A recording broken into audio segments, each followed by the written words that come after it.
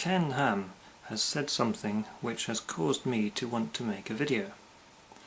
As many of you probably know, he recently opened his Ark Encounter theme park.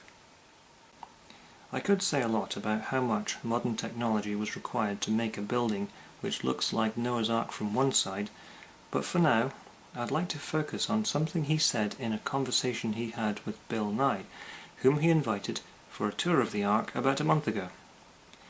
I found this 2-minute clip on Ken Ham's YouTube channel. Needless to say, ratings and comments are disabled, so at the very least people can discuss it freely here, if they want to. Here's the clip. In your worldview, when you die, what happens to you? You're done. You're done. So why? And if that turns out not to be true, that will be very exciting. Okay, but if you say you're done, so you won't even know you were ever here. Apparently not. So then, why do you care what we're doing here? Why do you care about climate change? Why do you ultimately? Because ultimately, when all these people die, they're done, and nothing has any ultimate purpose. So why does it matter? Why does it matter ultimately? So let's be clear. Okay. What we do is make more people.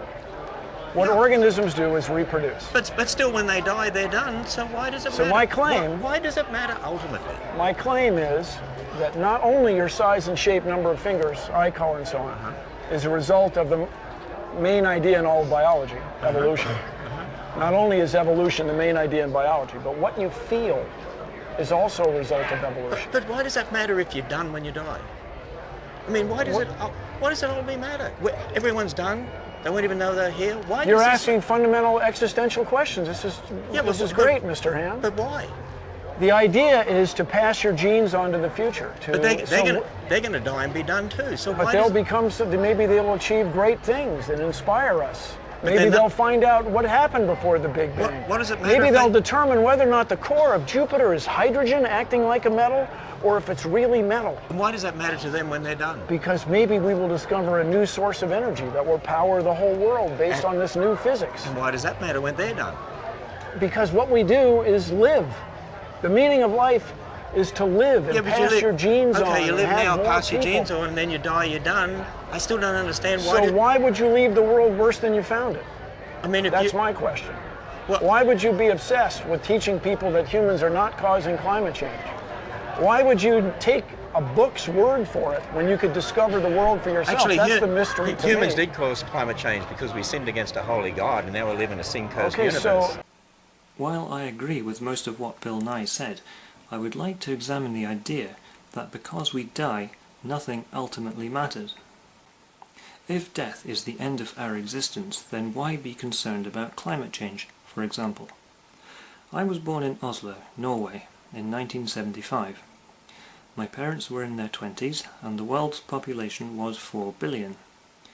I moved to Scotland in 1976 and have been here most of the time since. I did not exist 50 years ago, but people were doing their thing much like today. So we all arrive in a world where things are happening, which we learn more about as we grow up. We become aware of how time disappears into the past, becoming less and less clear, disappearing into the mists of history. We learn that we are on a planet, one of many, which is orbiting a star, which is one of a couple of 100 billion in this galaxy alone, and that this galaxy is only one of billions in the universe. So, we are incredibly small, and we arrive in the middle of things. Our consciousness turns on, and we can only remember so far back. In my case, I can remember visiting my grandparents in Norway when I was 3. When we learn about how the world works, we necessarily start in the middle. We are part of a continuum. We piece together an understanding, a bit like a jigsaw, which we discover keeps getting bigger the more pieces we fit together.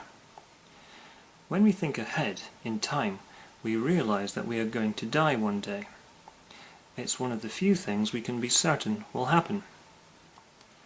Many people, including myself, enjoy life and don't relish the prospect of dying. Many people, not including myself, believe that our consciousness will continue to exist after we die. Some, like Mr. Ham, believe that we were created by a God, the one described in the Protestant Christian Bible. He believes that this God requires us to be obedient and to worship him in order to go to the good place after we die, and that failure to do these things will result in some kind of horrific torment. This religion has impelled him to build a full-size facsimile of a boat described in Genesis 6, although he didn't use gopher wood and he didn't demonstrate that the thing could actually float, let alone accommodate enough animals to repopulate the earth without what he calls macroevolution. Anyway, I digress. The thing Mr. Ham seems to struggle with is the idea that his God is required in order for us to have empathy. Let me put it like this. Most of us care about the well-being of other people, particularly close friends and family. I became a father last year, and now, more than ever, I want to leave this world a better place than I found it. When my son is my age, I will be 82, and if I'm still around, I will know that my own death will not be far away. Why on earth Mr. Ham thinks that we don't care what happens after we die is beyond me. He says, what does it matter if we're all gone? The point he misses is that life continues. If life has meaning, a point, and purpose, it is what is important to us. Some of us have discovered that it is nice to be nice, regardless of whether we receive recognition for it or not. We don't like to see others suffer. We're not all sociopaths. So, to return to Mr. Ham's question. So then, why do you care what we're doing here? Why do you care about climate change? Why do you ultimately, because ultimately when all these people die, they're done and nothing has any ultimate purpose, so why does it matter? Why does it matter ultimately? I think we need to look at why he uses the word ultimately. Things like climate change do affect us and will do so more for future generations. Global warming means that deserts are spreading, which means that there is less arable land available to feed a growing population. The ecological carrying capacity of the Earth is in decline, but human numbers are still rising. In my lifetime, the human population has risen from 4 to 7.4 billion. By the time I'm 50, it will likely have passed 8 billion, meaning that in half a century the population will have doubled. The extra demand on natural resources as a result of this is huge.